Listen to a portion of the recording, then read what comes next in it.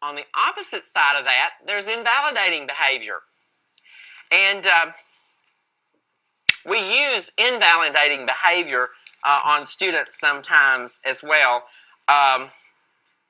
because what invalidating behavior does, it keeps you in this state of uncertainty.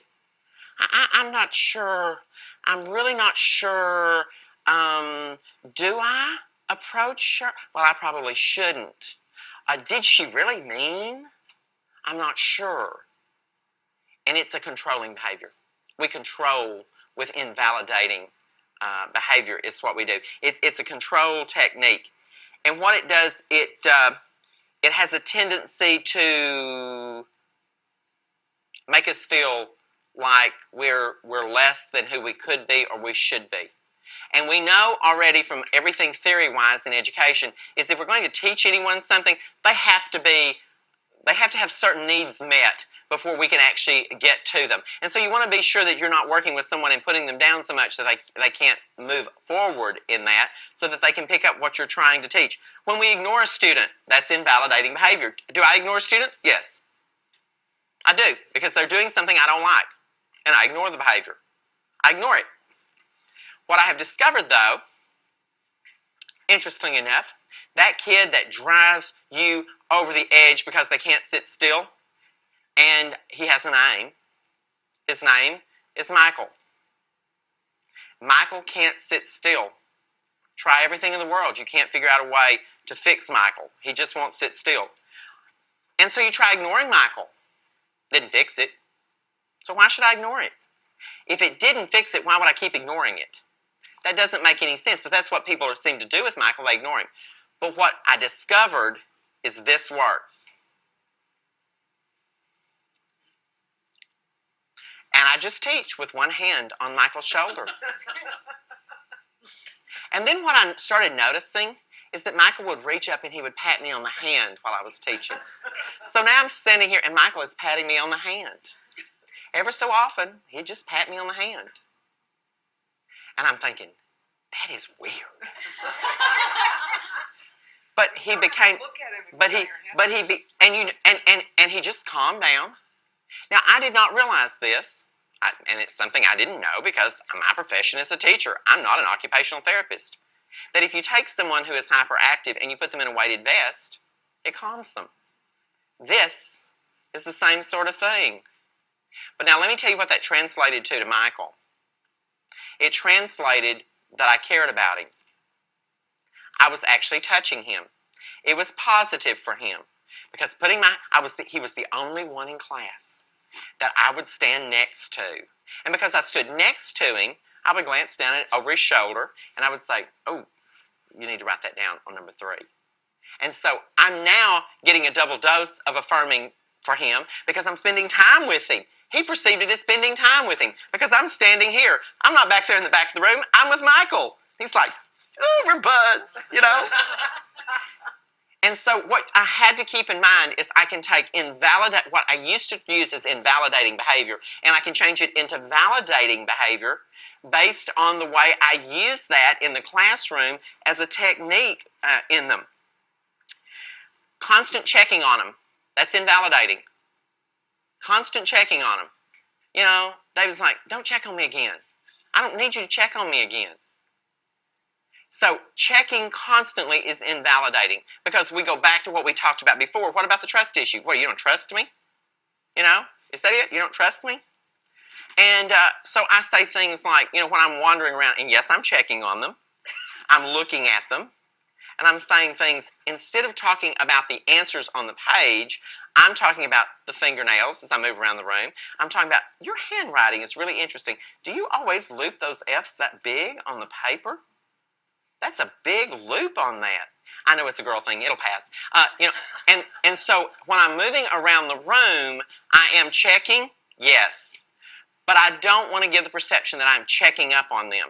What I'm actually doing is I'm going back and using affirming behavior while I'm doing what I need to do as an educator and checking on them. Now, if I catch something that needs to be fixed, done, yeah, I point that out too. But I'm not constantly hovering. And again, the class says you spend all your time with Pam.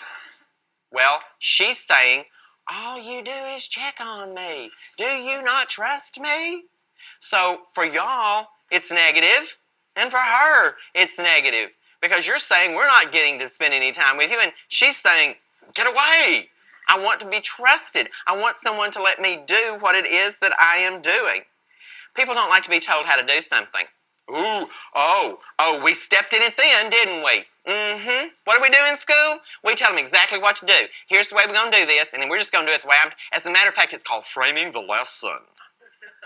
I'm going to tell you before I start, by the end of this lesson, what we're going to be doing. I have put on the board that by the end of this lesson, we will actually be writing a short narrative in which you will look at the 3 major wars that took place within the novel setting that we just read. It's called framing the lesson. I'm going to tell you what to do. Okay, I get that. I'm told that's good teaching. I'm going to tell you what you're going to do. I'm going to teach it to you. Then I'm going to have you do it after I've told you you were going to do it. And so my students are looking at the board going, so that's what we're going to do today. And they're already thinking that I am already controlling them and telling them what to do. Well, I have to set up situations in which they get to do what they want to do, carefully manipulated by me, of course, but they're going to do or perceive to do whatever they want to do with me apparently being out of it because they need to get to not be told what to do. And we're going to talk a little bit about that. How do I do that as a teacher? Because there's certain things I can do that will let me do that. I like to frame it under what I call differentiated projects or differentiated curriculum. It's got words to it, there's nice words to it, but it's basically manipulating kids based on their abilities. That's what it really is. Constantly interrupting somebody. That's negative. Constantly interrupting somebody. And she always has to say something. She has to interrupt me. She has to interrupt me. And so what I do at the beginning of every class period, I have a pad of Post-it notes. And so at the beginning of every class period, what I do is I'm walking around the room and I got the Post-it notes and I peel one off and I stick it and I have written at the top, let me hear from you. That's what I've written on the Post-it note. Let me hear from you. And I just plop it down there next to her desk and I say, just jot them down. But be sure I get them before you leave here because I want to hear about it. And if we get through in time, I'll take it early too. Don't worry about it.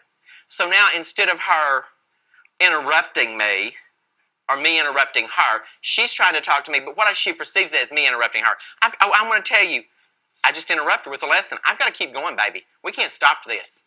And so she's like, well, he just never lets me talk. He does all the talking.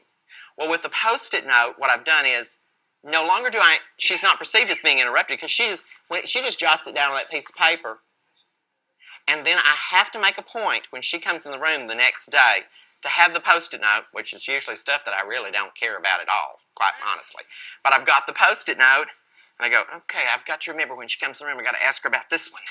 And so as we're coming through the door, I say, oh, by the way, on the Post-it note yesterday, I noticed that you mentioned that you're interested in a certain somebody that's in the classroom and you were wondering if they had a date for the 8th grade banquet. We'll talk about it later. If you want me to see I said I can fix you up. I have now that you laugh. Do you know how many tests I've written and made one test where it says, will you please go with Jennifer to the 8th grade banquet? And it's only on one test. And it happens to be on the test that I hand to that one boy.